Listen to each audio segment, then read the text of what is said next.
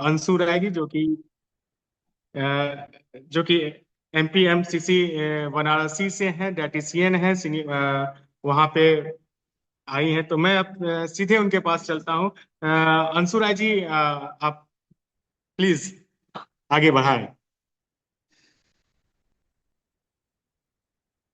आप म्यूट है। ओके, अभी मैं आवाज आ रही है मेरी? जी बिल्कुल बिल्कुल। Perfect perfect.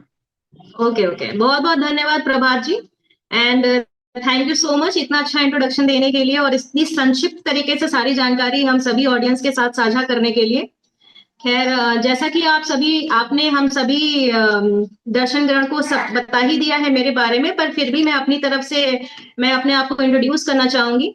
जो भी लोग हमें सुन रहे हैं और जो भी पेशेंट या उनके अटेंडेंट या हमारे डॉक्टर्स ऑल ओवर इंडिया से हमें ज्वाइन कर रहे हैं, मैं अंशु राय, यहाँ महामना कैंसर सेंटर वाराणसी से, जो कि टाटा कैंसर सेंटर का एक यूनिट है, वहां पर असिस्टेंट डाइटिशियन के पद पे कार्यरत हूँ। और मुझे आज आप सभी के साथ यहाँ पे जुड़कर सेफ न्यूट्रिशन टॉपिक पे अपनी बात रखते हुए बहुत ही खुशी महसूस हो रही है, क्योंकि आमतौर हम जो विषय बहुत ही आसानी से नेग्लेक्ट कर देते हैं या कह दीजिए कि अनदेखा कर देते हैं, वो हमारा खान पीन ही होता है।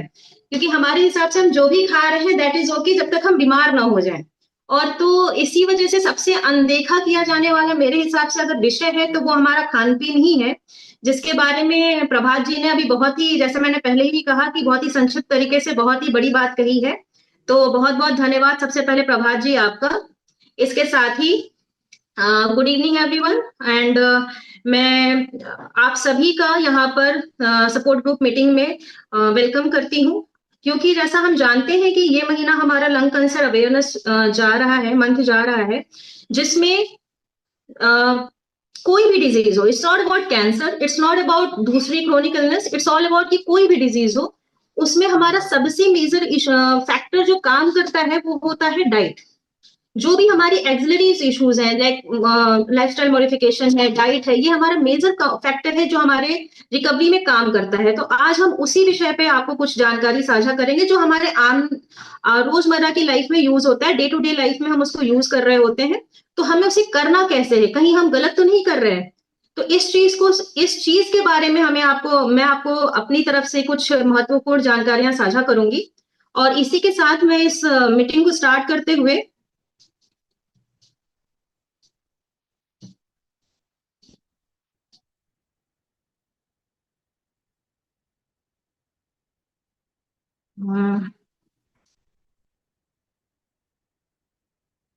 Just a minute. हाँ, जी मैम, बिल्कुल बिल्कुल। जस्ट अ मिनट, मैं बस स्लाइड शेयर कर रही हूँ। जी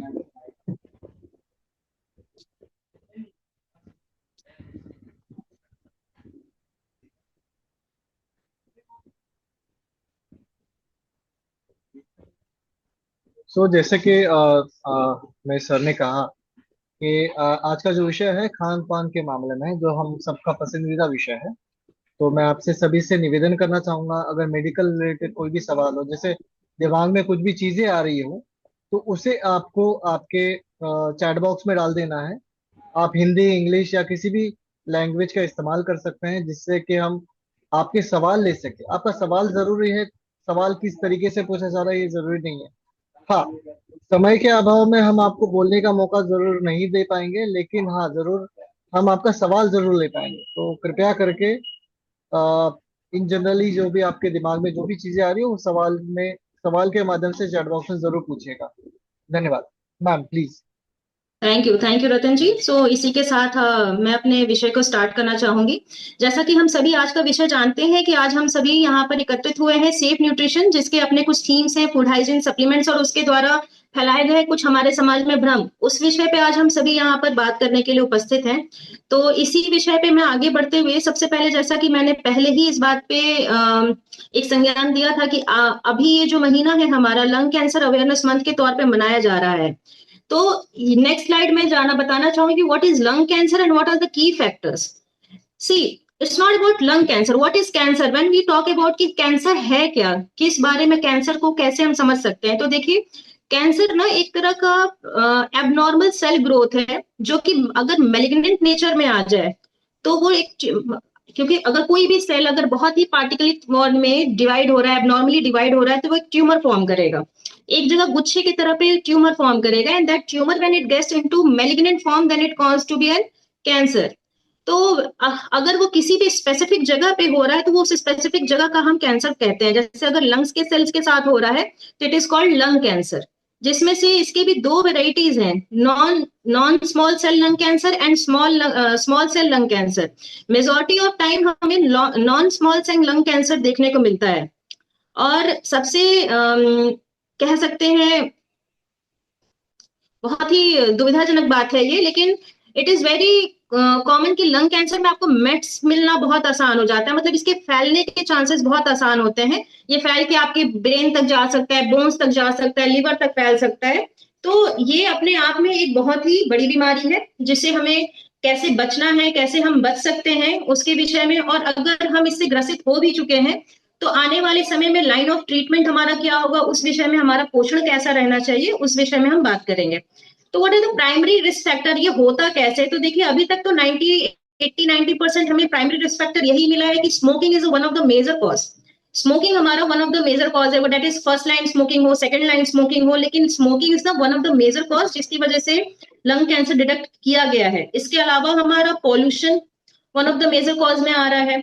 अगर आप बहुत लंबे टाइम के लिए रेडिएशन के एक्सपोजर में है तो भी लंग कैंसर होने के खतरे हैं.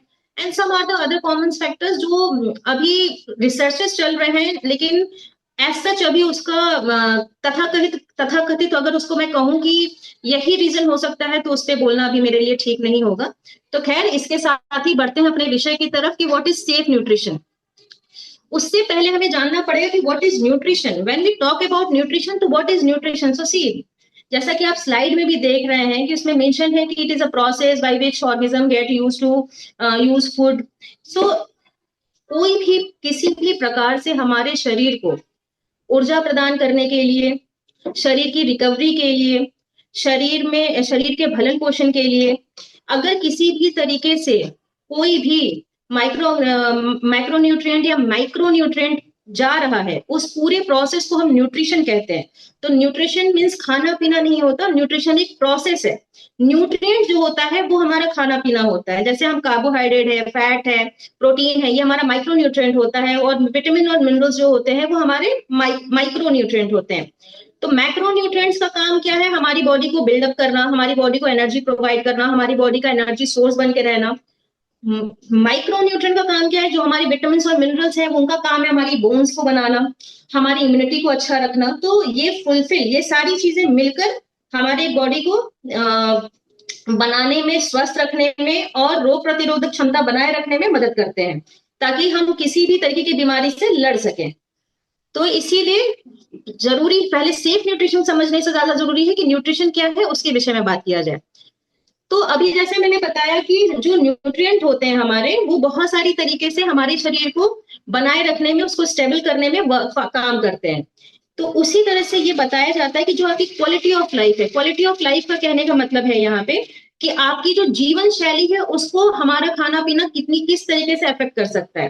तो देखिए, हमारे अपने शरीर को चलाने के लिए पहले हमें फ्यूल की जरूरत पड़ेगी. जैसे आपको गाड़ी को चलाने के लिए पेट्रोल और डीजल और सीएनजी की जरूरत पड़ती है, वैसे ही अपने शरीर को चलाने के लिए हमें फ्यूल की जरूरत पड़ती है, जो कि ग्लूकोज के फॉर्म में आता है, जो हमारे शरीर को एनर्जी मेंटेन कराने का काम करता है, जिसका काम जो हमें खाने से मिलता है, जो हमारे मेजर मैक्रोन्यूट्रिएंट है वो प्रोवाइड करते हैं, जो हम बेसिकली कार्ब्स के फॉर्म में खाते हैं. उसी तरह इम्यून सिस्टम को मेंटेन करने के लिए भी हमारे न्यूट्रिएंट की जरूरत है. जैसे कि हमारे इम्यून सिस्टम को मेंटेन करने के लिए हमारा प्रोटीन का इंटेक अच्छा होना चाहिए, मिनरल विटामिन का इंटेक अच्छा होना, एंटीऑक्सीडेंट के फॉर्म में हमारे जो विटामिन है उनका इंटेक अच्छा होना चाहिए. तो इस तरह से वो हमारे रोग प्रतिरोधक क्षमता को बनाए रखने के लिए हेल्पफुल है. इसी के साथ साथ मेंटल हेल्थ को भी बनाए रखने का काम फूड ही करता है. अगर आपने कभी पढ़ा होगा तो आजकल बहुत ही फेमसली ये चीज चल रही है कि फूड फॉर मूड, हमारे मूड के हिसाब से हमारे फूड्स क्या हो सकते हैं, आजकल इस पे भी एक चर्चा चलती है. तो there are some certain foods who use to boost the dopamine. It is one of the type of hormones जो हमारे शरीर के मेंटल हेल्थ में या हमारे स्ट्रेस रिलीज के लिए भी बहुत अच्छा होता है. स्पेशली बहुत सारे फूड्स जो है हमारे ब्रेन फंक्शन को और मूड को और बाकी जो हमारे कॉग्निटिव फंक्शंस है उसको हेल्पफुल मतलब बढ़ाने में हेल्पफुल होते हैं। इसके साथ साथ ही मैंने आखिरी बार जैसे ही कहा कि डिजीज प्रिवेंशन, सी अगर रोग प्रतिरोधक क्षमता आपकी अच्छी है, फिर इम्यूनिटी इज वेरी गुड, तो प्रिवेंशन जो होगा, prevention is always better than cure. तो what will happen if your immunity is good, आपकी रोग प्रतिरोधक क्षमता अच्छी है, तो मोस्ट प्रोबेबली आप बहुत कम प्रोन होंगे कि आप किसी भी तरीके से बीमारी से आप ग्रसित हो सके। तो बेहतर है कि आप बचाव करें, ना कि फिर हम उसका इलाज करें। तो पहले बचाओ फिर इलाज पे आएंगे। So moving towards our topic कि how healthy nutrition is different than safe nutrition. जी बिल्कुल, देखिए healthy nutrition is the different thing and safe nutrition is a different thing. Safe nutrition comes, it is a first line of prevention. When we talk about nutrition, so the safe nutrition is the first line of prevention. See what we used to do, होता क्या है हमारे साथ ज्यादातर कि जब हम healthy nutrition और सेफ न्यूट्रिशन में डिफरेंशिएट करते हैं, तो हेल्दी न्यूट्रिशन क्या है पहले हमें वो समझने की जरूरत है। देखिए हमारे शरीर को चलाना है तो एनर्जी चाहिए, तो हमें कार्बोहाइड्रेट्स चाहिए। हमारे शरीर की इम्यूनिटी अच्छी रखनी है तो हमें प्रोटीन विटामिन चाहिए। शरीर की हड्डियां मजबूत रखनी है, मसल्स मजबूत रखनी है, तो प्रोटीन मिनरल्स चाहिए। तो हमें जो खाना है, हमें फिक्स है कि हम ये खाएंगे तो इससे हमारा शरीर अच्छा रहेगा, तो that comes under healthy food, healthy nutrition. लेकिन ये जो अच्छा खाना हम खा रहे हैं उसको हम किस तरीके से खाएंगे तो वो हमारे शरीर के लिए अच्छा रहेगा, that comes under safe nutrition. तो जब हम कहते हैं कि मैं इसको एक एग्जांपल देके आपको समझाना चाहूंगी कि जैसे हमें पता है कि सलाद खाना बहुत ही अच्छा होता है, फल खाना बहुत ही अच्छा होता है, सूखे मेवे खाने अच्छा होता है, तो ये हमें खाना है, ये हमारे हेल्दी न्यूट्रिशन के एग्जाम कैटेगरी में आता है। लेकिन फल को हमें धोकर खाना है, सलाद को हमें काटते समय भी धोना है, काटने से पहले धोना है, काटने के बाद धोना है। जिस चीज से हम कटिंग कर रहे हैं, चाहे चाकू हो चाहे कोई दूसरे चीजें हो जिससे कटिंग हो रही है, या चॉपिंग बोर्ड्स हैं, उसकी क्लीननेस कैसी है, उसकी साफ सफाई कैसी है, उसकी एश्योरिटी को भी रखना हमारा सेफ न्यूट्रिशन के अंडर आता है। तो सलाद खाना बहुत अच्छी बात है, salad is a healthy nutrition, and salad की साफ सफाई comes under the safe nutrition. तो this is how we will, इस तरह से हम समझेंगे कि सेफ और हेल्दी न्यूट्रिशन के बीच का डिफरेंस क्या है।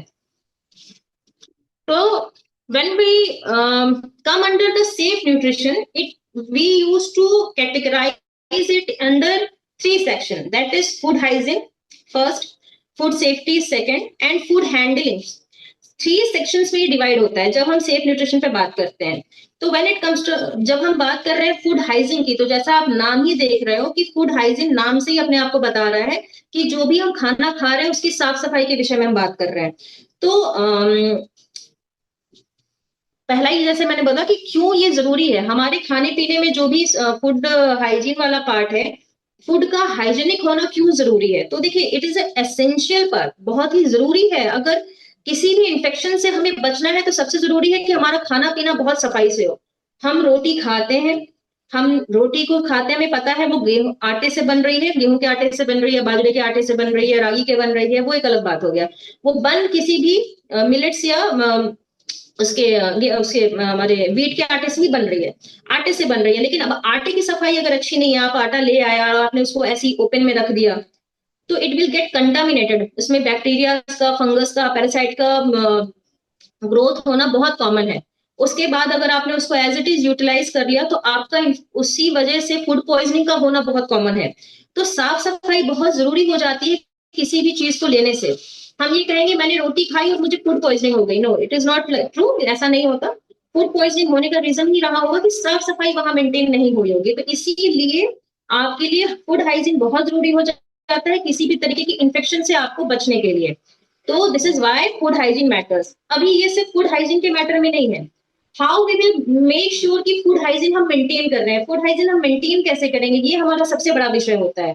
तो व्हेन वी टॉक अबाउट, जब भी हम फूड हाइजीन के विषय में बात करते हैं, पहले शुरुआत हमारे हाथों से होती है। कोई भी चीज अगर हम कायदे से बात करें तो आंखों से होनी चाहिए, क्योंकि कोई भी चीज जब तक हम देखेंगे नहीं तब तक हम लेंगे कैसे। तो द पॉइंट इज कि हमने कोई भी चीज परचेज की, अगर वो रॉ फॉर्म में है, अगर कोई कच्ची चीज हमने परचेज की है तो उसकी हैंडलिंग आपकी अलग होगी, और अगर कोई चीज आप पका के रख रहे हो तो उसकी हैंडलिंग अलग होगी। इसके लिए आपको बहुत ही सावधानी से दोनों ही चीजों को हैंडल करना आना चाहिए। कोई भी कच्ची चीज खरीदने से पहले, जैसे सब्जियां हम कच्ची ही लेते हैं, फल हम सब कच्चे ही फॉर्म में लेते हैं, सब्जी पकाने से पहले की जो कुकिंग की प्रोसेस है वो भी प्रॉपर कच्चे फॉर्म में, रॉ फॉर्म में है, तो उसकी जो हैंडलिंग है उसको भी आपको करने का तरीका पता होना चाहिए। पहले आपको हमेशा ध्यान रखना है कि आपने अपने घर पे कोई भी रॉ फूड, कोई भी कच्ची चीज को अगर स्टोर किया हुआ है तो उसका स्टोरेज सेपरेट रहे। जब आप उसको यूटिलाइज करने वाले हो, जब आप उसको पकाने वाले हो, यूज करने वाले हो, तो हैंड वॉश करना बहुत मैंडेटरी होता है। पहले आप अपने हाथों को धोएं। फिर जो भी सामान, अगर आपने मान लीजिए कोई भी सब्जी आज पकानी है, आज अभी पूरे विंटर्स आपको साग मिलेंगे, कोई भी वैरायटी ऑफ साग उठा लो, आप पालक का साग उठा लो, मेथी उठा लो, बथुआ उठा लो, चौराई का साग उठाओ, चना उठा लो। तो आप जब साग लेकर आते हो तो ऐसा नहीं कि आपको वो पूरा धूल में या मिट्टी में से निकाल के देता है। They use to come from the lands, fields, जो भी हमारे खेत है वहां से आते हैं, वहां से वो वेंडर्स उसे धोते हैं और अपने पास रखते हैं, वहां हम खरीदते हैं। लेकिन वो उतनी ही सफाई हमारे लिए कायदे में फायदा नहीं करेगी। हमें ये बिल्कुल नहीं करना है कि वो ले आए, हमने कट किया और सीधा पका दिया। नो, हम उसे ले आएंगे, may be will make sure अपने हाथ धोएं, हम साग को भी धोएं अच्छे से, हो सके पॉसिबल तो गर्म पानी में एक बार धो लें। जो लोग स्वस्थ हैं वो इस तरह से प्रैक्टिस कर सकते हैं, लेकिन जिनकी भी इम्यूनिटी कॉम्प्रोमाइज है, जो किसी ट्रीटमेंट से गुजर रहे हैं, जो बीमार हैं, उनके लिए मेक श्योर है कि वो गर्म पानी में ही धोएं। हमेशा गर्म पानी में धोना है। अगर अगर आपको ऐसा लगता है कि आपकी इम्यूनिटी बहुत ही ज्यादा कमजोर है, स्पेशली द कैंसर पेशेंट्स, वो जो भी कैंसर ग्रसित मरीज हैं, जब भी वो कोई भी कच्ची चीज धोएंगे तो वो बेकिंग सोडा पानी में धोएंगे। पानी में चुटकी भर बेकिंग सोडा गर्म पानी में डाल देना है, एंड देन आफ्टर उसको कोई भी कच्ची चीज, चाहे आप फल खाने के प्लान कर रहे हो, चाहे आप साग खाने का प्लान कर रहे हो, चाहे आप कोई दूसरी सब्जी खाने का प्लान कर रहे हो, उसको उसी बेकिंग सोडा के पानी में धोकर ही आपको पकाना है। क्योंकि देखिए, इट्स नॉट अबाउट सिर्फ मिट्टी डर्ट, इसकी बात नहीं होती है। इट्स ऑल अबाउट कि हम उसमें जो भी पेस्टिसाइड यूज करते हैं या फिर जो भी हम उसमें फर्टिलाइजर्स यूज करते हैं, जो हम यूरिया यूज कर रहे हैं, जो हम पोटेशियम यूज कर रहे हैं, जो मैग्नीशियम यूज कर रहे हैं उसको उगाने में, उसका भी वॉश होना बहुत जरूरी है। क्योंकि वो एक एक तरीके से बहुत ही अच्छे खासे अमाउंट में उसमें प्रेजेंट होता है। अपनी चीजों को बचाए रखना है। फर्टिलाइजर्स भी जो हम आजकल यूज करते हैं उसके भी अपने मॉडिफाइड फॉर्म्स आ गए हैं। पहले के जो यूरियाज होते थे और अब के जो यूरिया है उसमें बहुत अंतर है। आज के टाइम में उसे हम नैनो यूरिया कहते हैं। नैनो यूरिया के जो कंपाउंड्स होते हैं उनके पार्टिकल्स बहुत ही छोटे होते हैं, जो आसानी से किसी भी आपके, चाहे वो आपके अनाज, आपका गेहूं हो, चाहे आपको सब्जी हो, उसमें आसानी से एब्जॉर्ब हो जाता है। तो हमेशा इस बात को मेक श्योर करना है कि जो भी इम्यूनिटी कॉम्प्रोमाइज रोग, जिनकी भी रोग प्रतिरोधक क्षमता कम है, वो अपने सब्जियों को, अपने कच्ची चीजों को बेकिंग सोडा के पानी में धोकर उसके बाद ही पकाएं। इसके साथ साथ ही आप ये तो आपकी हैंडलिंग की प्रोसेस हो गई। आप ले आए, उसको अलग से रखा आपने, उसके बाद जब आपने उसको पकाना है तो उसको धोकर आपने पकाया। और कोई अगर आपके घर में मरीज है तो उसको बेकिंग सोडा के पानी में वैसे उसकी हाइजीन मेंटेन करने के लिए उसको बेकिंग सोडा के पानी में डाल के आपने पकाया। अगर किसी के घर बेकिंग सोडा नहीं है तो हल्का नमक डाल के उसमें धोकर उसमें पका सकते हैं आप उसको। पकाने के बाद आपने फिर हमेशा हाथ धोना है, खाना परोसने से पहले एक बार हाथ धोना है। एंड इतना भी अगर आप ना कर पाए तो फिर भी मेक श्योर करें कि हाफ एन आवर तक पहले आपने हैंड वॉश अपने प्रॉपरली किए हों। एंड देन आफ्टर आप फिर उसको खाना परोस सकते हैं। जिसमें परोस रहे हैं, जिसमें भी आप खाने को दे रहे हैं, that utensil should be clean. जो भी थाली ग्लास आप यूज करते हैं, जो भी आप बर्तन यूज करते हैं खाना बनाने से लेकर खाना देने तक का, वो भी बहुत क्लीन होना चाहिए। इसके साथ साथ सबसे मेजर फैक्टर है पानी का। जो हम पानी पीते हैं वो भी अपने आप में एक बहुत बड़ा कंटामिनेशन का काम करता है। तो पानी की सेफ्टी भी बहुत जरूरी हो जाती है। अभी पानी की सेफ्टी कैसे एश्योर करें? देखिए, मोस्ट ऑफ द पॉपुलेशन के पास, जो हमारी मेजोरिटी ऑफ पॉपुलेशन है, उनके पास आरओ या फिल्टर होने का चांसेस कम है। सबके घर समरसेबल लगे हुए हैं, सब अंडरग्राउंड वाटर पे ही टिके हुए हैं। तो जो भी लोग ऐसे हैं जिनके घर आरओ या फिल्टर का पानी अवेलेबल नहीं है, वो हमेशा पानी को गर्म करके and then they can store it. उसके बाद ही पानी को एक बार आप जरूर 100 डिग्री टेम्परेचर पे खौला लें, उसके बाद फिर आप नेक्स्ट उसको यूज में ले सकते हैं। तो ये बात हो गई कच्ची चीजों की, रॉ चीजों की हैंडलिंग कैसे करनी है, स्टोरेज कैसे करनी है और खाना कैसे देना है। When it comes to cooking food, तो देखिए कुकिंग फूड का भी एक फैक्टर है। आपको हमेशा टेम्परेचर मेंटेन करना है। 100 डिग्री पे हम पकाते हैं, लेकिन खाना हमेशा कोशिश करना है कि गर्म खाने की कोशिश हो, बहुत नहीं, लेकिन अप टू 50-60 डिग्री का जो टेम्परेचर मेंटेन होता है। जब खाना आधा ठंडा हो चुका हो, उतने ठंडे खाने को आप खाने का कोशिश करें। एकदम ठंडा खाना खाने से बचना है। हमेशा ध्यान रखें कि बहुत ठंडा खाना नहीं खाना है। खाना कुक होने के बाद कम से कम 2 घंटे के अंदर अंदर उस खाने को खा लेना है, क्योंकि after 2 hours the bacterial activity gate activated, bacteria की जो एक्टिविटीज होती हैं वो बढ़ जाती हैं। अब अगर कोई लोग उसे रेफ्रिजरेट करते हैं तो रेफ्रिजरेशन शुड बी ऑल्सो, आपने मेक श्योर करना है कि आपके फ्रिज में कोई सामान आप रख रहे हो, आपने खाना बनाया, आपने दाल बनाई, आपने फ्रिज में रख दिया, it should be utilize under 6 hours, 6 घंटे के अंदर अंदर उसको यूटिलाइज करो आप। ऐसा नहीं कि हम उसको नेक्स्ट डे रीहीट करके ले रहे हैं तो भी उससे कोई फायदा नहीं, क्योंकि देखिए रेफ्रिजरेशन जो होता है ना वो बैक्टीरियल ग्रोथ को कम कर सकता है, स्लो कर सकता है, लेकिन कंप्लीटली किल नहीं कर सकता। तो इस बात का आपको ध्यान रखने की जरूरत है। So the left over things, जो आपने बना दिया, जो बच गया, उसका आपको कैसे मेंटेन करना है, और जो आप बनाने वाले हो जो रॉ फॉर्म में है उसकी मेंटेनेंस कैसे है, इसकी हाइजीन मेंटेन करना आपके लिए सबसे प्रायोरिटी होना चाहिए। क्योंकि फर्स्ट लाइन ट्रीटमेंट आपका आपका प्रिवेंशन ही है, आप पहले बचाइए चीजों को। अगर आप संक्रमित हो गए तो वो बाद की बात हो गई, लेकिन संक्रमित होने से बचना है हमें, सबसे हमारा मेजर फोकस इस पे होना चाहिए। So it was all about the food contamination thing, it was all about the water contamination। जैसे मैंने बताया पानी का भी इस्तेमाल आप करते हैं, तो पानी का इस्तेमाल भी मेक श्योर करेंगे कि आप गर्म करके, ऐसा किसी के यहाँ आरओ और फिल्टर नहीं है तो उसको यूज कर लें। कुकिंग टेम्परेचर हमेशा मेंटेन करना है। अच्छा, इसके साथ साथ हमारे चिकन है या पोल्ट्री की जो भी चीजें हैं, हमेशा ध्यान रखें कि अगर आप चिकन यूजर हैं, चिकन खाते हैं अपने घर पे, एग खाते हैं अपने घर पे, मटन खाते हैं अपने घर पे, फिश लेते हैं अपने घर पे, it should be properly cooked. कोई भी आधा कच्चा या अध कच्चा, जिसको हम अपनी आम भाषा में कहते हैं, वैसा खाना नहीं खाना है। जो आजकल हमारे प्रैक्टिस में है कि हम क्या कहते हैं, मोस्ट ऑफ द टाइम मैंने देखा है लोगों को, क्योंकि मेरे पास पेशेंट्स आते रहते हैं, तो मैंने उनसे एक दो बार पूछा कि एक बार पेशेंट ने मुझसे कहा कि मैडम मैं तो अपने मरीज को अंडा देता हूँ, और जो उनका मरीज था वो नली पे था, उनको नाक की नली लगी थी, सारी चीजें नली से जा रही थी। तो मैंने उनसे पूछा कि आप अंडा कैसे देते हैं, क्या वो चबा के खाते हैं? तो उन्होंने कहा कि नहीं, मैं पानी में अंडा फोड़ता हूँ और घोल कर दे देता हूँ। ऐसा प्रैक्टिस बिल्कुल भी नहीं करना है। अगर आपके घर मरीज है और अगर वो खाना पीना नहीं खा पाता, लिक्विड फॉर्म में लेता है, चाहे नली से ले रहा हो चाहे ओरली ले रहा हो, कभी भी ये प्रैक्टिस नहीं करना है कि अंडे फोड़े और आपने उसको खोला और ऐसे ही दे दिया। No, not at all. Otherwise salmonella typhi होने से उसका संक्रमित होना बहुत बहुत आसानी से वो संक्रमित हो जाएगा। तो इस बात का ध्यान रखना है कि बेसिक हाइजीन प्रैक्टिस तो मेंटेन होनी चाहिए। अगर आपको देना है तो आप आइए, आप किसी अपने डॉक्टर से या कंसल्टेंट डाइटिशियन से मिलिए और आप उनसे पूछिए कि ये चीजें हम अपने मरीज को देना चाहते हैं तो इसको हम किस तरीके से दे सकते हैं। तो वो आपको अच्छे से जानकारी देंगे कि आपको कैसे देना है। तो कोई भी ओवर ओवर कुक फूड ठीक है, ऑल गुड, कुक्ड फूड भी अच्छा है, लेकिन ऐसा अंडर कुक फूड या फिर ऐसा रॉ फॉर्म में आधा कच्चा आधा पक्का, ऐसा बिल्कुल नहीं खाना है। और स्टोर तो बिल्कुल नहीं करना है, उसको उसी वक्त डिस्कार्ड कर देना है। Now it's all about food hygiene, it's all about food handling, and it's all about food safety. मैंने इस तीनों सेक्शन को यहाँ पे समराइज किया है आपके लिए कि आपको इसको कैसे मैनेज करना है। Now moving towards our next topic, कि हम सप्लीमेंट्स पे जो बात करते हैं कि इट्स ऑल अबाउट न्यूट्रिशन।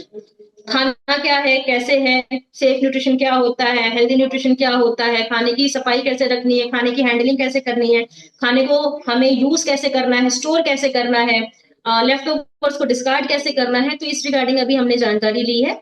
अब हम बात करेंगे कि अगर आप खाना पीना ना खा पा रहे हो, what is the second line of treatment, तो हम उस पर कैसे आगे बढ़ेंगे कि हमारा शरीर का न्यूट्रिशनल इफिशियंसी भी मेंटेन रहे और हमारा सारा खाना पीना भी शरीर को अच्छे से मिल जाए।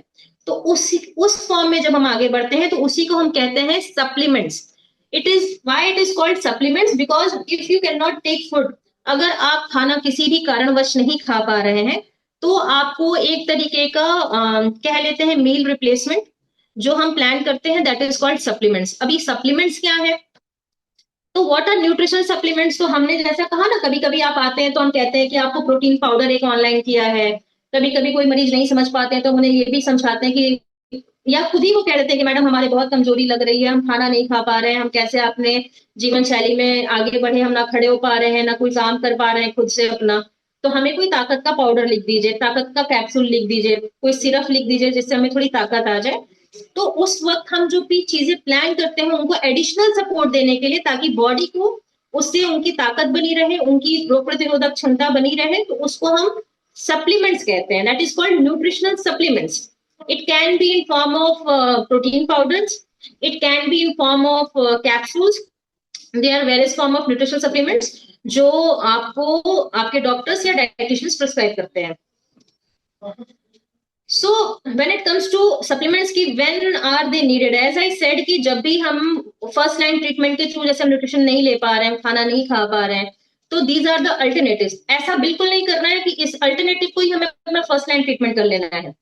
अगर कोई डिफिशियंसी आ गई है हमारे बीच, जैसे हमारे अंदर हमें पता चला कि हमारा विटामिन डी घट गया, हमारा विटामिन B12 घटा हुआ है, हमारा प्रोटीन घट गया है शरीर में, तो अगर वो खाने के थ्रू हमें लग रहा है कि हम उतने कैलोरी या उतना प्रोटीन आपको अपने प्रॉपर डाइट के थ्रू नहीं करा पाएंगे पूरा, तो हम सप्लीमेंट्स प्लान कर देते हैं. सपोर्टिव ट्रीटमेंट्स के लिए जब हमें दिख रहा है कि नहीं यू नीड, अगर आपको आने वाले समय में आपको ज्यादा सपोर्ट की जरूरत है, ज्यादा खाने पीने की नीड पड़ेगी, तो हम सप्लीमेंट्स प्लान करते हैं. या फिर किसी तरीके का कोई डाइटरी रेस्ट्रिक्शन लगा है, जैसे मान लीजिए कोई किडनी का मरीज आ गया मेरे पास, या कोई हृदय संबंधित बीमारी का मरीज आ गया मेरे पास, तो मेरे पास बहुत सारी रिपोर्ट्स देखनी पड़ती है, बहुत सारा खून का जांच देखना पड़ता है, और उस बेसिस पे हमें देखना पड़ता है कि हम इनके ये जांच के ये चीजें बढ़ी हुई हैं. सपोज कर लीजिए जो उनका क्रेटनिन बढ़ा हुआ है, सपोज कर लीजिए उनका यूरिया बढ़ा हुआ है, सपोज कर लेते हैं बिलिरुबिन बढ़ा हुआ है, तो बहुत सारे खाने पीने वाली चीजें हमें मना करनी पड़ जाती है. तो उसके रिप्लेसमेंट में हम सप्लीमेंट्स भी प्लान करते हैं, ताकि जो चीज हम मना कर रहे हैं कम से कम सेफ साइड पे उसकी पूर्ति की जा सके. So this is why and when they are needed. Now when we talk about protein powder fact, देखिए पता नहीं क्यों मैं जब भी मरीजों से मिलती हूँ मुझे लगता है कि बहुत बड़ा हाइप बना दिया गया है प्रोटीन पाउडर्स का, क्योंकि कोई भी डाइट इनके हिसाब से जो ये खा रहे हैं, वो जब तक ये एडिशनल सप्लीमेंट्स नहीं ले लेते तब तक वो पूरी नहीं हो सकती. मेरे पास बहुत सारे पेशेंट्स आते हैं जिनसे मैं, जब हम उनका स्क्रीनिंग करते हैं, जब हम उनका असेसमेंट करते हैं, तो वी फाउंड कि हाँ ठीक है मरीज सब खा रहा है, he is taking everything orally, सारी चीजें अच्छे से खा ले रहा है, टाइमली खा ले रहा है, उसका भूख लगने का जो प्रक्रिया है वो भी अच्छा है, पेट भी साफ हो रहा है, नो गैस, कोई गैस की कोई इश्यूज नहीं है. Still he is not satisfied. वो सेटिस्फाइड नहीं है कि वो क्या खा रहा है, उसके हिसाब से वो बहुत कम खा रहा है, क्योंकि वो बीमार हो चुका है, उसको एडिशनली भी सारी चीजें अब एडिशनल लेने की जरूरत है. तो वो जो एडिशनल वाला पार्ट आता है, उनका सबसे पहला थॉट होता है कि हमें कोई प्रोटीन पाउडर लिख दीजिए. देखिए हमेशा जरूरत नहीं होती है मरीज को प्रोटीन पाउडर्स की. ये बहुत ही मार्केटिंग स्ट्रेटेजीज है कंपनीज की कह लीजिए, या हम एज एन ग्राहक कह लीजिए, या फिर हम एज अ पर्सन ही कह लीजिए, लेकिन हमने प्रोटीन्स को बहुत ही ओवर हाइप कर दिया. It's not about powders, it's all about proteins. अब अगर आप खा रहे हो, खाना खा ले रहे हो, कोई दिक्कत नहीं है, तो आपको एज सच, और आपकी क्लिनिकल रिपोर्ट्स ठीक है, तो फिर अभी एज सच हमें बहुत नीड नहीं होती कि हम प्रोटीन सप्लीमेंट कर दें. If you are a healthy person, अगर आप एक ठीक ठाक इंसान है जिसको कोई बीमारी नहीं है, डिजीज फ्री है, तो आपको अपने न्यूट्रिशनल सप्लीमेंट्स को यूज करने की, फॉर द हेल्दी लाइफस्टाइल, उसको सप्लीमेंट्स को एज एन सपोर्टिव केयर में लेने की जरूरत नहीं है. Go with your first line treatment. आप खाओ अच्छे से, जो इजिली अवेलेबल आपके पास है, जो सीजनली चीजें आपको मिल सकती है, उस पर ज्यादा फोकस करना है. इसीलिए जब भी हम देखते हैं कि प्रोटीन पाउडर्स पे बात होती है, तो लोगों का सबसे पहला पॉइंट ही ये होता है कि हम वो तो खा पी रहे हैं, आप हमें बताइए कि पाउडर्स क्या लेने हैं. तो इसी बात पे हम जब बात करते हैं कि अगर if you are completely okay person, तो आपको प्रोटीन पाउडर्स को बहुत ज्यादा हाइप करने की जरूरत नहीं है. Go with your nutritional fact. आप अपने खाने पीने की पूर्ति अपने नेचुरल थिंग से ही करिए. हाँ आप बीमार हैं तो आप बिल्कुल अपने जो कंसल्टेंट्स हैं, जो डॉक्टर्स हैं, उनसे मिलिए, आप डाइटिशियन से मिलिए, सो दैट कि आपको आपकी बीमारी के अनुसार, आपकी जो डिफिशियंसीज हो रही हैं उसके अनुसार आपको सही प्रोटीन पाउडर प्रिस्क्राइब किया जा सके. कुछ भी अपने से नहीं लेना है.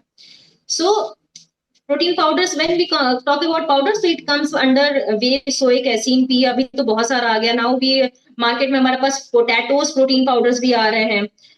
दे are the proteins that has been extracted from the potatoes. ये नया इन्वेंशन अभी हमारे पास मार्केट में आया है.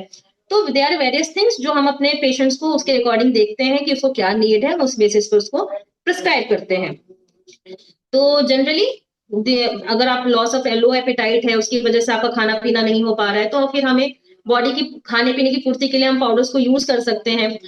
इसके साथ साथ अगर कोई क्रिटिकल इलनेस आपको है और उसकी वजह से आपके शरीर का कैलोरी प्रोटीन मेंटेन नहीं हो पा रहा है, तो हम प्रोटीन पाउडर्स यूज करते हैं. तो this is a type of food supplement जिसको जैसी जरूरत होती है उस अनुसार यूज किया जाता है, ना कि हर मरीज को इसको या हर स्वस्थ इंसान को इसको लेने की जरूरत पड़ती है. सबसे मेजर पार्ट है हर्बल सप्लीमेंट्स. मैं बहुत परेशान होती हूँ हर्बल सप्लीमेंट से। एवरी डे ऐसा, हर दिन ऐसा, कोई ऐसा दिन नहीं गया। आज मैं आपको आज की अपनी ओपीडी की कहानी बताती हूँ। आज मेरे पास एक मरीज आया है और उसने मुझसे बोला कि मैं अभी बैद्यनाथ धाम से आया हूँ मैडम, और वहां पे मुझे पीपल का पत्ता और नीम के पत्ते को पीस के उसका जूस निकाल कर पीने के लिए बोला गया था। और वो अपने मरीज को, जो कि कीमो ट्रीटमेंट पे है, कीमो चल रहा है, 3 कीमोस चल चुके हैं, it is a case of, आप समझ लो गॉल ब्लैडर कैंसर था उसको, और वो अपने मरीज को नीम और पीपल के पत्ते का रस पिला रहा है एज अ फॉर्म ऑफ, अच्छा उसको मिले भी है कुछ कैप्सूल्स भी उसने मुझे दिखाए जो उनको वैद्यनाथ धाम से मिले थे, जिसमें क्या कहते हैं कि बेल के जो प्लांट्स होते हैं उनके जड़ों की कुछ बूटियां थी, कुछ सीड्स के सीड फॉर्म में टैबलेट्स थे, कुछ रूट्स के पाउडर्स थे, जो कि उन्हें हर आधा घंटा, अरे हर दिन में 2 बार 1 चम्मच लेके पानी में दूध में घोल के पीने के लिए कहा गया। देखिए हर्बल सप्लीमेंट्स बुरे नहीं होते हैं, कोई भी चीज खराब नहीं है, लेकिन इट विल डिपेंड अपॉन कि आपकी कंडीशन क्या है। आप ज्यादातर बेसिकली जो पेशेंट्स मेरे पास आ रहे हैं वो शतावरी यूज कर रहे हैं, that is good. They are asking for कि कच्ची हल्दी ले सकते हैं, that is okay. They are asking कि मैडम गिलोय ले सकते हैं, दैट इज ओके। लेकिन कितने अमाउंट में लेना है? आपको पूरा खाना पीना ही नहीं हर्बल सप्लीमेंट से रिप्लेस कर देना है। मैं सुबह उठा, मैंने 1 गिलास गिलोय का काढ़ा पी लिया, फिर मैंने दोपहर में नीम का काढ़ा पी लिया, फिर मैंने रात को फिर से पुदीने का काढ़ा पी लिया, कच्ची हल्दी मिला के उसको घोल कर पी लिया। ये नहीं करना है। देखो आपको अपना खाना उससे रिप्लेस नहीं करना है। You can take it in a prescribed way, वो भी आपका प्रिस्क्रिप्शन के साथ होना चाहिए कि आप कितना अमाउंट में उसको यूज कर सकते हो, और उसके बाद ही आपको उसको यूज करना है, क्योंकि ये स्टैंडर्डाइज तरीका नहीं है और ये स्टैंडर्डाइज वे में नहीं यूज किया जा सकता है। वी डोंट नो कि उसकी जो एक्टिव कंपाउंड्स हैं वो कितने एक्टिव हैं और कितना उसको हमारे एफएसएसआई के थ्रू उसको मान्यता प्राप्त भी है कि नहीं है। तो कोई भी हर्बल सप्लीमेंट यूज करने से पहले आपको अपने डॉक्टर और अपने डाइटिशियन से जरूर मिलना है। Specially talk to your doctors, अपने डॉक्टर से बात करिए कि सर हम इस पर्टिकुलर डिजीज से ग्रसित हैं, क्या हम इसमें ये चीजें इस्तेमाल कर सकते हैं या नहीं।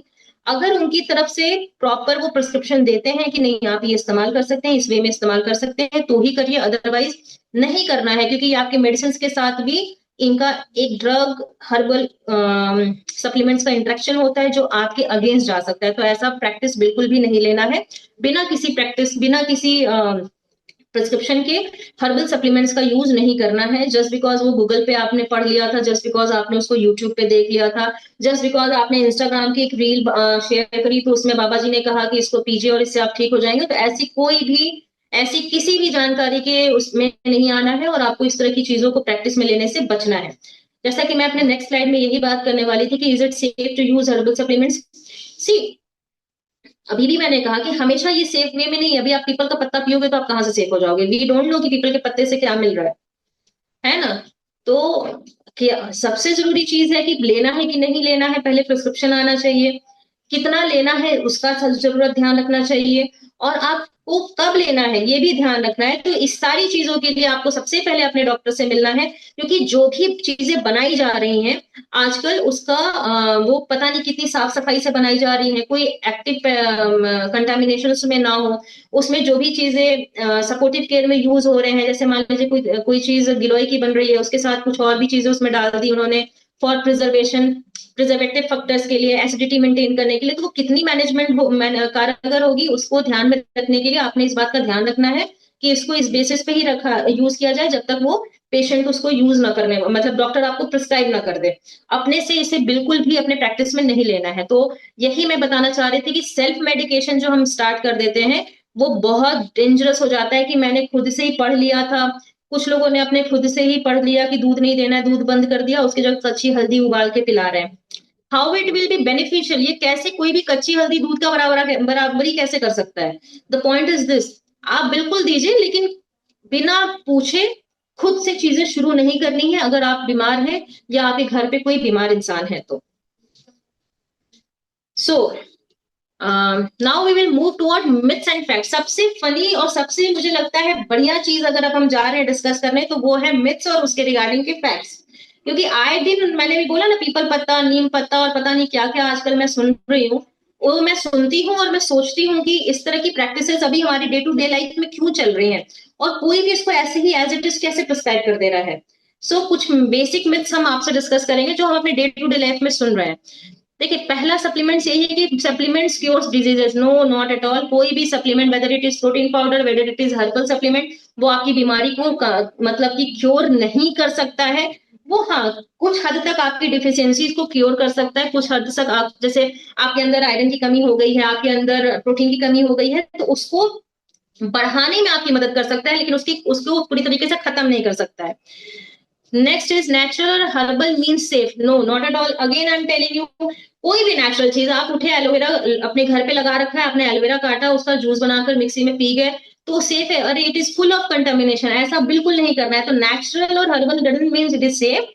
हाँ, ये आपने देखना है कि आपका अगर डॉक्टर एंड से प्रिस्क्राइब्ड है, तो क्योंकि कोई भी डॉक्टर अगर आपको कोई चीज प्रिस्क्राइब करेगा तो वो फंडामेंटली करेक्ट चीज ही प्रिस्क्राइब करेगा, वो कुछ भी ऐसे ही प्रिस्क्राइब नहीं कर देगा। तो हमेशा अगर आपको कोई हर्बल या नेचुरल सप्लीमेंट यूज करना है तो kindly talk to your doctors. अगर दे आर प्रिस्क्राइबिंग, अगर वो प्रिस्क्राइब कर रहे हैं, तो वो दे विल मेक श्योर कि आपको पर्टिकुलर अमाउंट में एक पर्टिकुलर टाइम पे प्रिस्क्रिप्शन दे, तो उस बेसिस पे आप उसको ले सकते हो, तब वो सेफ है। अदरवाइज अपने से सेल्फ मेडिकेशन वाला बात मैंने कहा नहीं करना है। Now healthy food is expensive. See, अगर हेल्दी फूड, पहली बात मैंने पहले ही कहा कि हेल्दी फूड क्या होते हैं, मैंने पहले ही समझा दिया था। लेकिन आज के टाइम में हेल्दी फूड, जैसे मेरे पास 2-3 दिन पहले ही पेशेंट्स कुछ आए थे, उन्होंने कहा कि madam, we are giving to our patient avocado, हम रोज उनको खिलाते हैं। See, this is expensive. Avocado हमें रोज नहीं मिल सकता, तो दिस इज कम्प्लीटली एक्सपेंसिव। तो हमें लोकल चीजें लेनी है जो हमारे डे टू डे लाइफ में, जैसे आंवला के सीजन है, सीजनल चीजें लो। फ्रूट्स में अमरूद का सीजन है, दिस कंटेन्स एंटीऑक्सीडेंट, तो इसको आप यूज कर सकते हैं। तो this is something what you are getting. तो आप अपने से अगर कुछ एक्सपेंसिव चीजें लेना चाहते हैं, देन तो healthy food is expensive. Otherwise fact में लोकल सीजनल चीजें बिल्कुल लेनी है, ताकि ये एक्सपेंशन इसका ना रहे। Now, more protein means more strength. No, not at all. More protein, बहुत ज्यादा प्रोटीन लेकर आपको लगता है कि आपके मसल स्ट्रेंथफुल हो जाएंगे, तो ऐसा बिल्कुल नहीं करना है। बहुत प्रोटीन आपकी किडनी पे अफेक्ट कर सकता है, जिससे आपकी किडनी की बीमारी हो सकती है। तो प्रोटीन का जो भी प्रिस्क्रिप्शन, बिना प्रिस्क्रिप्शन के प्रोटीन को अब नहीं लेना है। Boiled food is tasteless and boring. अगर आप किसी भी पेट संबंधित बीमारी से ग्रसित हैं और अगर आपको लगता है कि तेल मसाले के बिना आपकी जिंदगी नहीं चल सकती, तो ऐसा नहीं है। देखिए, बनाने का तरीका अगर पता है तो सारी चीजें बहुत अच्छी हैं। वट एवर फूड, कोई भी जो भी फूड आप खा रहे हो, वो मेक श्योर करना है कि वो कंप्लीटली कुक्ड हो। इट इज नॉट कि आप उसको एकदम ही सिर्फ पानी उबाल के खा ले। Use some herbs and seasonings and you can have it. Now moving toward the net की food looks and smells fine, it is safe. No, हमने घर पे दाल बनाई, अपने घर के किचन में रख दिया, और 2 घंटे, 4 घंटे, 6 घंटे बाद आए, हमने सूंघा उसे, स्मेल किया, और अगर वो महक नहीं रहा है तो वो ठीक है। No, not at all. वो कंटामिनेटेड है, बैक्टीरियल ग्रोथ हो चुका है। तो ऐसी ऐसी चीजों में बिल्कुल नहीं पड़ना है कि अगर वो दिख अच्छा रहा है और वो महक नहीं रहा है गंदा, तो वो ठीक है। No, it is contaminated. Home remedies are always safe. नहीं, ऐसा भी नहीं है कि होम रेमेडीज हमेशा सेफ है, कि हमें घाव लगा और उस पर हल्दी लगा दी हमने तो वो बिल्कुल हमारा काम अब सही करेगा। तो ऐसा बिल्कुल नहीं सोचना है। Always go to your doctor and get the prescription, तभी उसके बाद हम आगे चीजें लेके चलेंगे। Sugar feeds cancer. देखिए, शुगर, ये बहुत बड़ा मिथ है कि शुगर फीड्स कैंसर। शुगर का क्या काम है? It is a form of glucose, जो हमारे एबनॉर्मल सेल को भी या कैंसर सेल को की फीडिंग के लिए भी काम करता है, और हमारे नॉर्मल सेल को भी फीड करने के लिए काम करता है। तो sugar doesn't feeds cancer, it feeds all the cells. लेकिन जब हम किसी कैंसर जैसी बीमारी से ग्रसित होते हैं, तो वहां पे हमें शुगर बहुत ही मॉनिटर करके लेने की जरूरत होती है कि हम एक्सेस लिमिट में ना लें। Now the second one, next one is organic food is always healthier. देखिए, ऐसा नहीं है, ऑर्गेनिक फूड हमेशा हेल्थियर नहीं होते। अगर ऐसा होता तो फिर हमें आयोडीन सॉल्ट की नीड नहीं पड़ती। अगर ऐसा होता तो हमें कोई भी जूस में फोर्टिफिकेशन करने की जरूरत नहीं होती कि ये जूस जो है ऑरेंज जूस, उसमें विटामिन ए भी फोर्टिफाइड है। तो ऐसा नहीं है कि ऑर्गेनिक फूड हमेशा हेल्दी होते हैं। डिपेंड अपॉन की पॉपुलेशन में किस चीज की डिफिशियंसी चल रही है, उस हिसाब से फोर्टिफिकेशन होता है, और उस वे में वो सारी चीजें हेल्दी हो जाते हैं। Ma'am, sorry to interrupt. Hello ma'am, हाँ, sorry sorry, to interrupt ma'am, आप थोड़ा एक्सपेडाइज कर सकते हैं? सॉरी। थोड़ा क्योंकि हमारे पास टाइम कमी है, सर ने ज्वाइन Yes, कर yes, लिया है। yes, true, true. I'm just ending it only. Okay okay, thank you. Okay.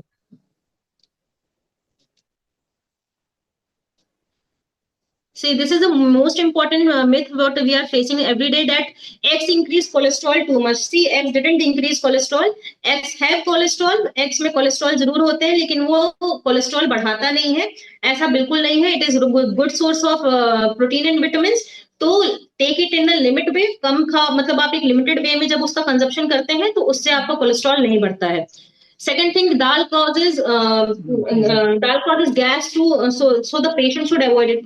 दाल से गैस बनती है और इसलिए हमें नहीं खाना चाहिए. नहीं, ऐसा बिल्कुल नहीं है. दाल से बिल्कुल गैस नहीं बनती है. जिन लोगों को भी ऐसा दाल से गैस बनने की शिकायत है, उनके लिए फिर यही कंसिडरेशन है कि उसको हाफ एन आवर या 1 आवर पहले आप उसको पानी में सोक कर दें, एंड देन उसके बाद आप उसको पकाएं, तो उससे कोई आपको दिक्कत नहीं आएगी.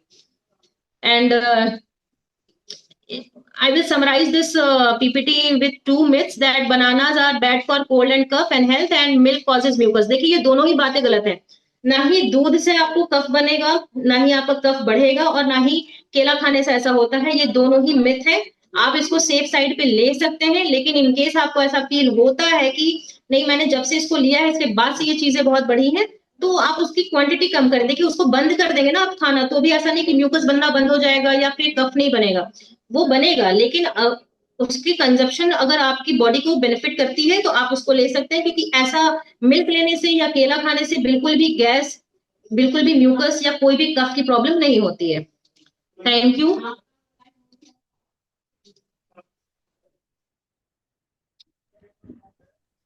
हाँ, बहुत बहुत धन्यवाद अंशु जी आपका.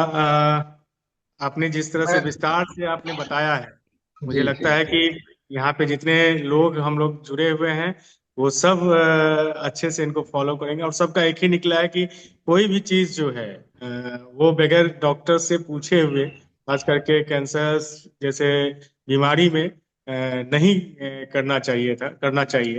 वो डॉक्टर अंशु प्रभात जी. राय. जी जी, I am so sorry interrupt करने के लिए. मैम मैम से मैं रिक्वेस्ट करना चाहूंगा, प्लीज हमारे साथ बने रहिए. आपका सवाल, आपके लिए जो सवाल है, मैं आपसे सवाल करना चाहूंगा. हम पहले सर अमित सर से बात कर लेते हैं. हाँ प्रभात जी. हाँ, नहीं, ठीक है.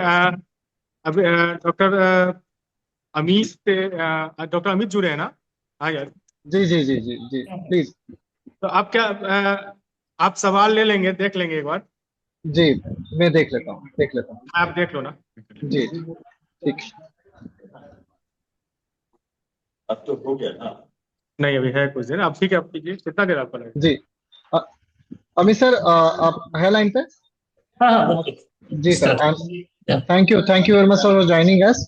आप हमेशा ही से हमें अप्रिशिएट करते आ रहे हैं, हम सवाल लेते आ रहे हैं. तो हमारे रेगुलर पेशेंट्स हैं हमारे, जैसे जो हमारे अब्दुल अजीज जी हैं, उनका सवाल है कि सारे सारे दिन मेरा थोड़ा बैड रैंडम कफ होता रहता है, कफ ज्यादा उठता है, और ये कफ क्यों जमा हो रहा है, इसके बारे में वो, और इसका प्रिवेंशन कैसे करें, इसके बारे में वो जानना चाह रहे थे. ये अब हमारे बांग्लादेश से जुड़ते हैं पेशेंट. ओके. अगर आपको कफ से बहुत परेशानी है तो बीच में आप नेबुलाइजेशन का इस्तेमाल कर सकते हैं. डोलेनो बोडेकॉट से आप नेबुलाइज कर सकते हैं. और साथ में एक बार एंटीबायोटिक का एक कोर्स लेके देख लीजिए. इधर कुछ भी सेफिरोक्सेम सेप्टम ले सकते हैं सुबह शाम 5 दिन के लिए. मोस्टली ये इन्फेक्टेड होगा अगर इनिशियल स्टेज में है. अगर इसके बाद भी रिस्पॉन्स नहीं मिलता है तो डिजीज के कारण हो रहा होगा, जिससे कांस्टेंट इरिटेशन हो रहा है, जिससे आपको कफ की शिकायत हो रही है. तो उस कंडीशन में कफ सिरप और का इस्तेमाल और स्टीम लेना, स्टीम इनहेलेशन और नेबुलाइजेशन, ये आपको हेल्प करेगा.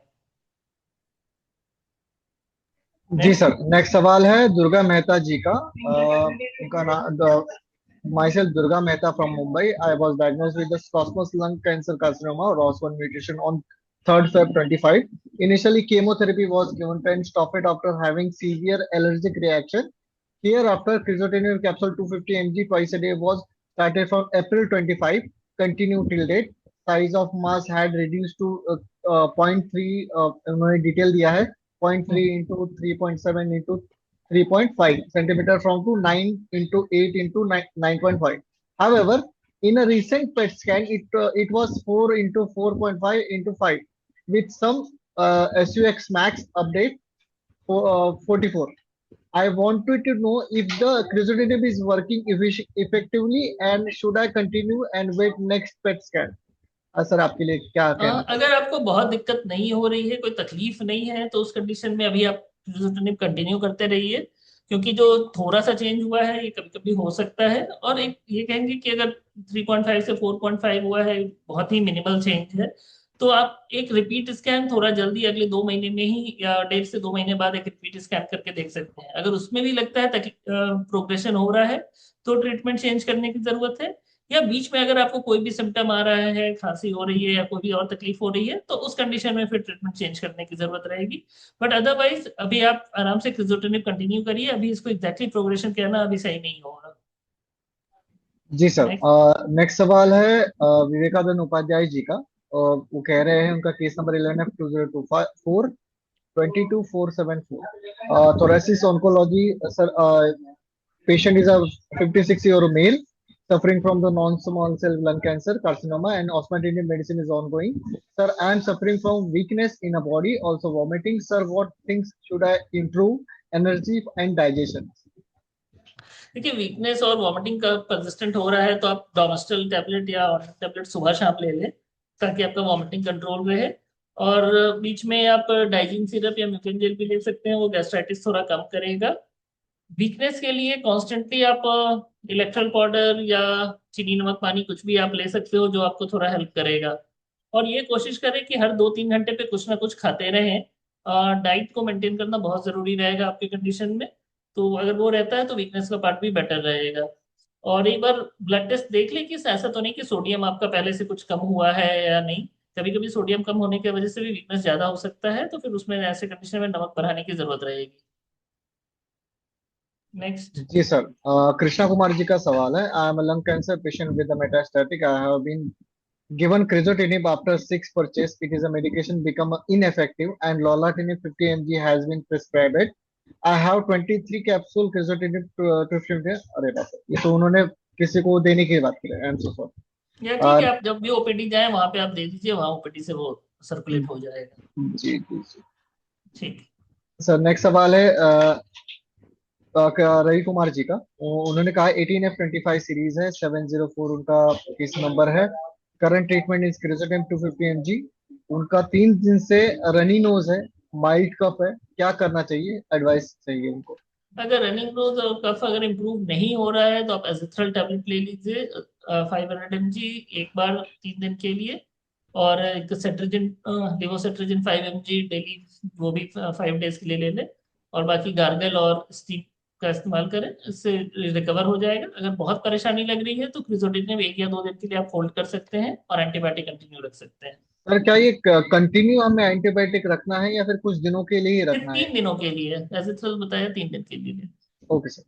हाँ। सर नेक्स्ट है एना जी का सवाल है, posted adenocarcinoma lung from the 23 27 chemotherapy has been done. Gefitinib 250 mg tablets daily. At first 23 kg was weight, and after diagnosis treatment weight loss 40 to 45 kg till June 25. After the gradually weight loss of 40 44 43 42 41 in a second November. Today weight is 40 kg. All type of food has been eaten easily. Previously supplement pentasure were given. Now what should be taken for a weight gain? Can a patient take a supplement again? Sir weight loss हुआ है उनका या continuously drastically, तो हमें क्या करना चाहिए? आप क्या सलाह तो दें? डेफिनेटली सो ये थोड़ा सा अनयूजुअल है कि आपका इतने लंबे समय से ट्रीटमेंट चल रहा है और अभी आपका वेट लॉस शुरू हुआ है रिसेंट टाइम में। स्टिल अगर नेक्स्ट स्कैन पे जब आप होगा तो एक बार स्कैन भी देखना होगा कि कभी एड्रेनल इन्वॉल्वमेंट के कारण ऐसा हो सकता है।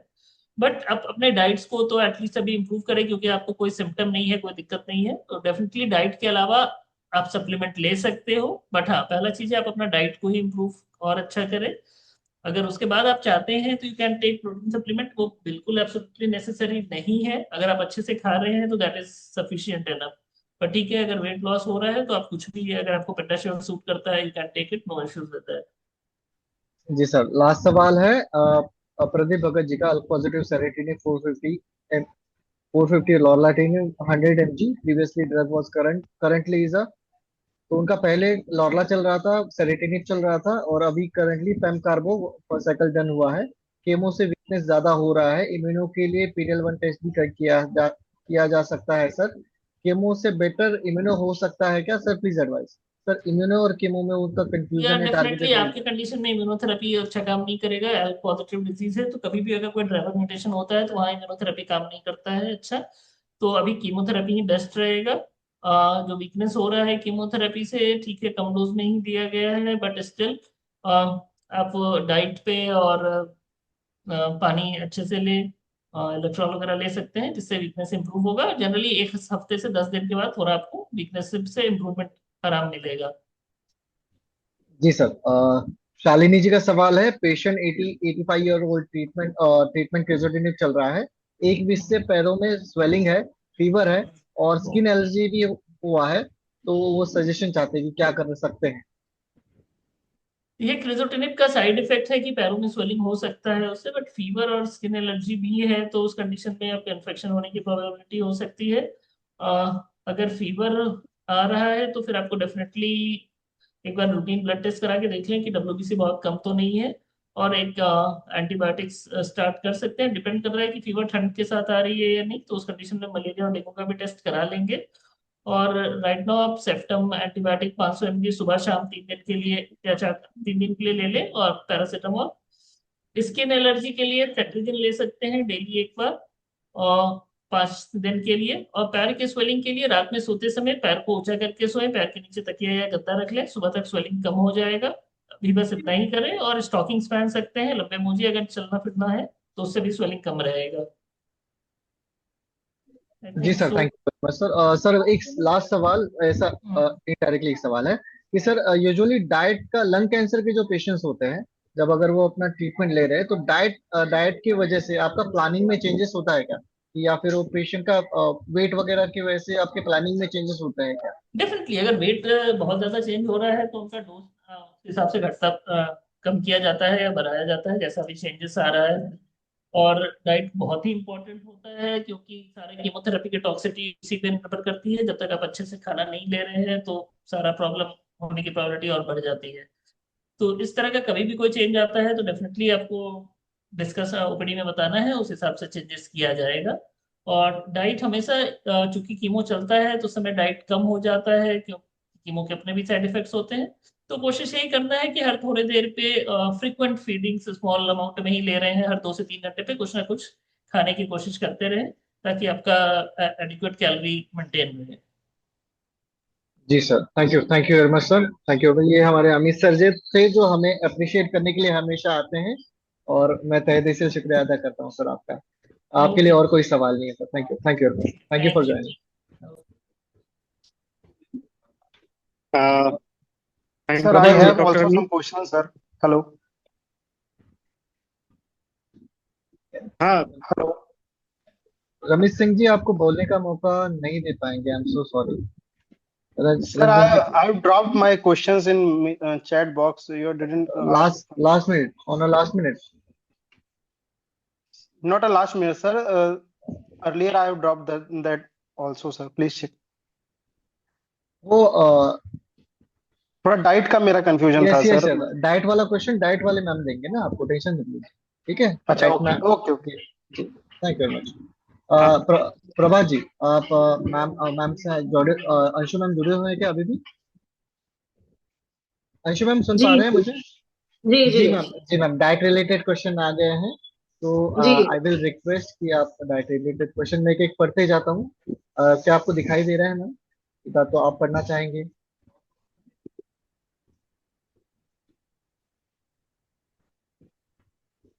जी अभी तो एक क्वेश्चन है आई थिंक रमित सिंह जी का, जिन्होंने एक क्वेश्चन किया है कि 48 ईयर्स इनका पेशेंट है, have lung cancer and treatment having chemotherapy. So wheat और राइस में ग्लाइसेमिक इंडेक्स ज्यादा होता है तो क्या ये भी नुकसान कर सकता है, और ऑयल कौन सा यूज कर सकते हैं खाने में, मसाले घर के बने हुए यूज कर सकते हैं दैट में। देखिए see, you don't have to take care of the glycemic index of the food because if your patient is non diabetic तो आपको ग्लाइसेमिक इंडेक्स को देख के बहुत ज्यादा परेशान होने की जरूरत नहीं है। इफ अगर आपका मरीज खा पी रहा है, आपका मरीज प्रॉपरली ले रहा है, आपका राइस ले रहा है, रोटी ले रहा है, तो आप प्रॉपरली जिस वे में जितना वो कंज्यूम कर पा रहा है उसको दें। उसमें आपको ये नहीं सोचना है कि उसका ग्लाइसेमिक इंडेक्स ज्यादा है तो वो हेल्पफुल होगा कि नहीं, बिकॉज एक नॉर्मल पेशेंट के लिए ग्लाइसेमिक इंडेक्स बहुत ज्यादा रोल प्ले नहीं करता है unless and until the patient is diabetic.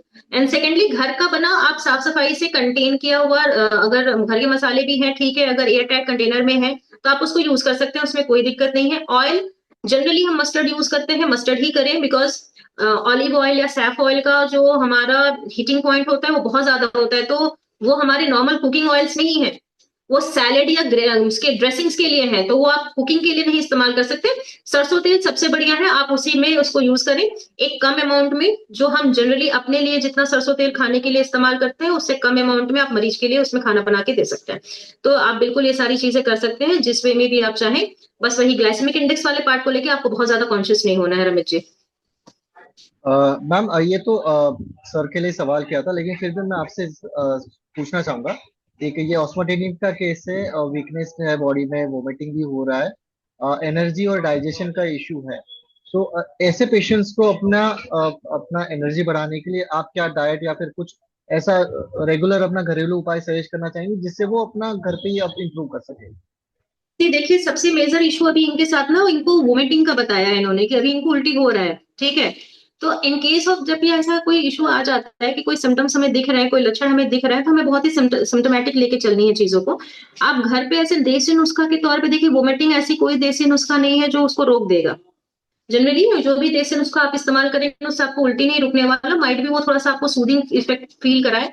तो आप अगर आपके पास घर पे लेमन है या ऑरेंजेस वगैरह हैं तो आप मेक श्योर करिए कि lemon water with some salt, pinch of salt और शुगर के साथ आप उनको दें, ओआरएस के घोल उनको दें ताकि एनर्जी मेंटेन कर सकें। 1 लीटर के पानी में पूरा एक ओआरएस का पत्ता घोल दीजिए और पूरे दिन भर में उसको यूज कराइए। इसके साथ साथ lemon water with salt sugar use करिए। आप ऑरेंज जूस दे सकते हैं, वोमिटिंग का कंडीशन है, या मौसमी का जूस दे सकते हैं, उससे थोड़ा सा उनको बेटर फील होगा। डोंट गो कि अभी कीमो चल रहा है, बिकॉज अभी सिम्टम्स देखना है हमें। थोड़ा सा कंजप्शन वोमिटिंग वाला पार्ट हमारा सेटल्ड हो जाएगा, क्योंकि वो मेडिसिन बेसिस पे होगा, तो उस रिगार्डिंग आपने डॉक्टर से अपने बात कर लेना है।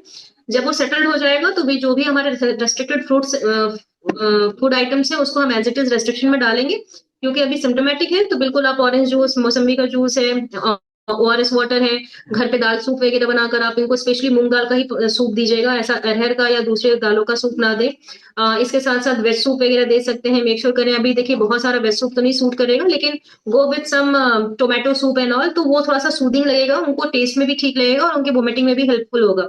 इसके साथ साथ आप सॉफ्ट डाइट वगैरह थोड़ा बहुत यूज करा के देखें, जैसे आप मूंग दाल की खिचड़ी उनको दें या गेहूं का दलिया वगैरह मिक्स विथ मल्टीपल वेजीज के साथ ऐड करके, बहुत ही पानी जैसे टेक्सचर में, बहुत गाढ़ा नहीं होना चाहिए, उस वे में आप उनको दे सकते हैं। डोंट यूज ऑयल, तेल बिल्कुल भी इस्तेमाल नहीं करना है आपको इस कंडीशन में। जब वो थोड़े नरम होते हैं, जब उनके सिम्टम्स थोड़े से नॉर्मल कंट्रोल फॉर्म में आएंगे, उसके बाद फिर आप सारी चीजें एज इट इज यूज कर सकते हैं। जी मैम, एक सवाल है आपसे, एक सवाल रह गया है, वो आप स्पेसिफिकली आपसे पूछा गया था। मैं शालिनी जी का सवाल है, if I am not wrong. Yes ma'am, my grandpa is 85 years old, is having adenocarcinoma. Ma'am suggest about the diet because chemo doctor suggested sodium body में थोड़ा कम है और फ्रूट्स के लिए मना कर दिया है।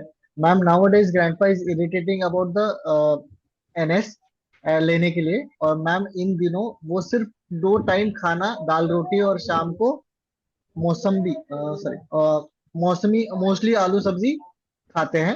तो because now days he is facing some skin allergy problem, इसलिए वो मिल्क प्रोडक्ट्स भी नहीं ले रहे हैं और पहले से वीकनेस भी है। Ma'am please suggest some additional diet which help him to about 3 issues: sodium की कमी, एलर्जी एंड वीकनेस, ये सारी चीजें।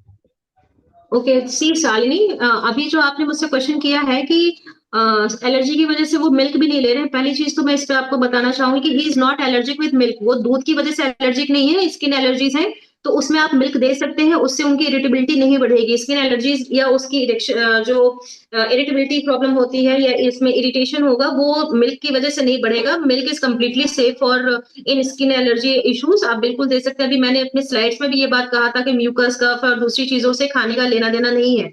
तो बिल्कुल आप मिल्क अलाउ करें। मिल्क प्रोडक्ट्स आप उनको बिल्कुल दे सकते हैं, like paneer, milk, curd, butter milk आप देना चाहें आप, वो कम्प्लीटली अलाउड है उनको इस कंडीशन में। सेकंड क्वेश्चन वाज देयर कि सोडियम की कमी है, तो देखो उस कंडीशन में एक बार आपको अपने डॉक्टर से बात करना है कि जनरली कितना सोडियम कम है, वो क्या सोडियम करेक्शन के लिए प्लान कर रहे हैं। आप अपने तौर पे सॉल्ट कैप्सूल्स या खाने में सॉल्ट बढ़ा के दो, उससे उनका सोडियम करेक्शन थोड़ा सा अच्छा होगा। और रही बात जहां तक फ्रूट्स बंद है, एंड सेकेंड थिंग, देखो फल बंद नहीं होते हैं, कोई भी फ्रूट आपको अवॉइड करने के लिए नहीं कहा जाता है, कंप्लीटली रेस्ट्रिक्टेड नहीं होते हैं, बस आपको उसका हाइजीन मेंटेन करना है। स्पेशली देखो वीकनेस है, एलर्जिक है, तो इट मीन्स कि पेशेंट जो है इम्यून कॉम्प्रोमाइज्ड है। तो उस इम्यून कॉम्प्रोमाइज में आपने मेक श्योर करना है कि कोई भी फ्रूट अगर आप दे रहे हो तो उसको अच्छे से बेकिंग सोडा वाटर के साथ, जो हॉट वाटर है इसमें वॉश करें, and then you can give. तो आप उसको दे सकती हैं, कोई भी फ्रूट आप देना चाहें, सीजनल दे सकती हैं, सीजनल फल पे ज्यादा जोर दें, क्योंकि जैसे अभी अमरूद है हमारे मार्केट में, सीताफल है हमारे मार्केट में, तो इसको आप दे सकती हैं। जूसेस इन जनरल अवॉइड करिए, अगर वो फल खा सकते हैं तो उसमें कोई प्रॉब्लम नहीं आएगी। रही बात जहां तक वीकनेस की, तो वीकनेस के लिए बच्चे थोड़ा सा आपने प्रोटीन सप्लीमेंट बढ़ाने हैं। वीकनेस वाला पार्ट प्रोटीन सप्लीमेंट से भी आपका मेंटेन होगा। जनरली प्रोटीन सप्लीमेंट्स का मतलब यहाँ पे है आप अपने खाने के थ्रू में भी, जैसे दाल बढ़ा के दो उनको खाने के लिए। दाल के अलावा जो दूसरे हमारे लिटेंसिल्स आते हैं, जैसे कि चना है, राजमा है, छोले हैं, बहुत कम तेल मसाले में, हल्के में, या बॉइल्ड फॉर्म में आप दे सकते हैं, उसमें कोई बहुत परेशान होने वाली बात नहीं है। एक टाइम खाते हैं, एक टाइम भी चलेगा। अगर इफ इज नॉन वेजिटेरियन तो go with egg whites, egg whites आप दे सकते हैं, अंडा उबाल कर उसका सिर्फ सफेदी खिलाइए, एग पीला भाग मत दीजिएगा। और अगर वो इतना भी नहीं कर पा रहे हैं तो कोई सेफ साइड के लिए, अगर इस लेवल पे चीजें हैं, तो देखो अगर एब्डोमेन इश्यूज नहीं है, कॉन्स्टिपेट नहीं है, गैस्ट्राइटिस कॉज नहीं हो रहा है, तो आप उनको बेटा प्रोटीन कोई भी जनरल अपने डॉक्टर्स के थ्रू कंसल्ट करके एक जनरल प्रोटीन सप्लीमेंट लिखवा लीजिए, सो दैट कि उनका इम्यूनिटी थोड़ा बूस्ट किया जा सके। अदरवाइज मिल्क से कोई एलर्जी नहीं है तो मिल्क कोई अवॉइड करने की जरूरत नहीं है, फ्रूट से अवॉइड करने की जरूरत नहीं है। एक टाइम आप दिन में उसको अच्छे से वॉश करके मेक श्योर करना है कंटामिनेट ना हो, ताकि और ज्यादा इम्यून कॉम्प्रोमाइज ना हो जाए, आप दे सकती हैं। आपको मेक श्योर करना है कि अपने नेचुरल डाइट को ही बढ़ाएं। दिन में 2 टाइम खा रहे हैं तो उसको शॉर्ट फॉर्म में थोड़ी थोड़ी करके ही दिन में 4 से 5 बार करें आप, सो दैट कि वो 2 टाइम का 5 बार हो पाए। तो एक रोटी एक बार में खाते हैं तो कोई बात नहीं, आप 2 घंटे बाद उनको खिचड़ी वगैरह प्लान कर दो, ओट्स वगैरह प्लान कर दो, या साबूदाने खिचड़ी वगैरह प्लान कर दो। Might be he will take 10 to 12 spoon, इससे ज्यादा नहीं खाएंगे, लेकिन एटलीस्ट उतना भी लेते हैं तो it will be beneficial for him, उनके लिए तो बेनिफिट करेगा। जी मैम, लास्ट क्वेश्चन, एकदम लास्ट क्वेश्चन। एना जी ने, मतलब अब जी, अच्छा ठीक है, चलिए ले लिए तो ले लीजिए मैं अब, ला, लेकिन ला, उसके बाद कोई इसके क्वेश्चन बाद नहीं नहीं लेना। लेंगे। आई एम सो सॉरी, नहीं लेंगे, परेशान नहीं करेंगे आपको। आ, एना जी ने सवाल किया है, ma'am chemotherapy patients can take a potato, carrot, beet, fasting glucose उनका 103 है, प्लीज सजेस्ट सम वेजिटेबल्स। उसके बाद प्रभात रंजन जी आप चालू कर दीजिए। See, if his fasting glucose is 103, it is okay, safe side पे है। पोटैटो, कैरेट और बीट्स का जहां तक बात है, देखो कैरेट्स में प्रॉब्लम नहीं होती है। आप उनको एक गाजर तक आप उनको दे सकते हैं। पोटैटोज की जहां तक बात होती है, देखिए आलू को लेके बहुत बड़ा प्रॉब्लम है कि डायबिटिक पेशेंट्स के साथ आप 1 किलो आलू उनको एक दिन में नहीं खिला रहे हैं, whatever you are giving, एक आलू भी नहीं जाता है। एक कटोरी में अगर आपने सब्जी निकाल दी, बहुत कायदे से 5 से 6 फाक आपके आलू के आते हैं। If he is potato lover तो मेक श्योर करिए कि सैलेड वाला पार्ट वहां बढ़ाकर आप आलू दे सकते हैं। और रही बात जहां तक बीटरूट की, तो देखिए चुकंदर का ग्लाइसेमिक जो इंडेक्स है ना, वो हमारा मॉडरेशन में है, बहुत ज्यादा बढ़ा भी नहीं है, बहुत घटा भी नहीं है, तो आप ओकेजनली दे सकते हैं, रेगुलर बेसिस पे अवॉइड करिए उसको। और सजेस्ट सम वेजिटेबल, सारे फल सारी सब्जियां पका के अच्छे से साफ सफाई के साथ आप सारी सब्जी खिला सकते हैं, कम तेल मसाला होना चाहिए, दैट्स इट। क्योंकि कीमो पेशेंट है तो मतलब बाउल इरिटेशन ना हो उनका, इस वजह से आप तेल मसाला कम रखेंगे, बढ़िया से उसको कुक करेंगे, ओवर कुक करेंगे तो कि कंटामिनेशन ना रहे, and then you can give. जी थैंक यू चलिए वेरी मच मैम। अब प्रभात रंजन जी आप प्लीज ले लीजिए। हाँ बहुत बहुत धन्यवाद अंशु मैम। मुझे लगता है कि जितने सवालों का जवाब आपने दिया है आज, तो ये एक ऐसा सब्जेक्ट है जिसपे कि पूरी दिन भी हम लोग बैठ जाए तो वो कम ही पड़ेगा। तो लेकिन फिर भी बहुत कम समय में आपने जिस तरह से विस्तारित रूप से आपने सभी चीजों को बताया है, और पेशेंट्स के भी जो सवाल थे, इसलिए मैं कहता हूँ सभी से यहाँ पे जितने भी जुड़े हुए हैं कि 4:45 तक धराधर धराधर आप शुरू से ही दे देंगे तो क्वेश्चन लेने में क्वेश्चन का जवाब लेने में हम लोग को आसानी होती है।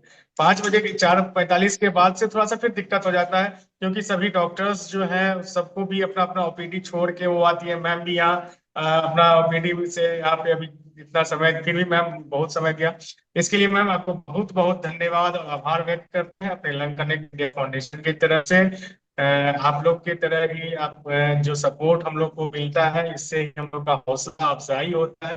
जो इतना अभी 161वीं मीटिंग है और बगैर किसी रुकावट के हम लोग 161वीं मीटिंग कर रहे हैं। इसके लिए आप लोगों का बहुत बहुत धन्यवाद। डॉक्टर अमित अमित जुड़े डॉक्टर अमित का भी शुक्रिया है। सभी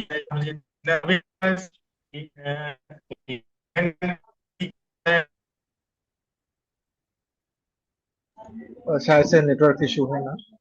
तो प्रभाजन जी यही कहना चाह रहे होंगे कि आप सभी का शुक्रिया कि हम आप हमेशा आते हैं, हमारा हौसला बढ़ाते हैं और इन चीजों को लेके। Thank you so much Ratan ji, thank you so much Prabhat ji, हमें भी ऐसा मौका देने के लिए कि जो जिससे हम आम पब्लिक और आम जनता के थ्रू से जुड़ सकते हैं। क्योंकि ज्ञान का अगर इस्तेमाल ना हो सके तो फिर ज्ञान व्यर्थ होता है। तो ज्ञान रह के ही क्या होगा जब सामने वाला उसका फायदा ना उठा पाए। तो ये आपका, हमारी तरफ से आपको भी बहुत बहुत धन्यवाद कि आपने हमें ये मंच, ये मौका दिया कि हम अपनी जानकारी को भी उन लोगों तक पहुंचा सके जिनको कोई भी परेशानी होती है। जी जी जी जी। बहुत बहुत धन्यवाद सभी को। आप सभी जो ने रतन मुंबई से रतन है हमारे साथ, अंतिमा जुड़ी हुई थी बनारस से, सभी का सहयोग आज हम लोग जितने मिलके इस मीटिंग को हम लोग ने आज पार किया है, इस सब में सबका सहयोग है। सबका बहुत बहुत धन्यवाद और आभार है। फिर एक छोटे से ब्रेक के बाद हम लोग अगले मीटिंग में फिर मिलते हैं। यही कह के सबका बहुत बहुत धन्यवाद और आभार। Thank you so much, Prabhat ji.